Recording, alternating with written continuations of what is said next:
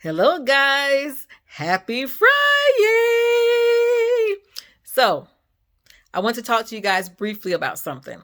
I'm going to be revamping my channel. I'm learning some new things, so be patient with your girl, because I'm learning. I'm old school trying to get new school with this Canva and YouTube and Instagram and TikTok and all that stuff. So just be patient with your girl, but I'm coming along, okay? Anyway, I want to tell you guys that, first of all, my name is Brenda. That's right. Call me Brenda. It's all right. And I am a personal care home provider in the state of Georgia. My channel is based upon helping you, mentoring you on how to also open up a personal care home in the state of Georgia. Now, you can do this in any state, but it is called different things in different states. So in Florida, for instance, it's called adult family care home.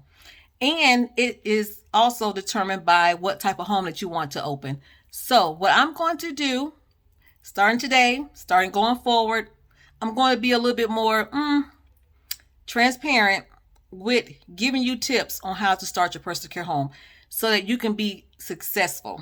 Okay? So just be patient with your girl. I'm coming along, okay? So stay tuned. Bye.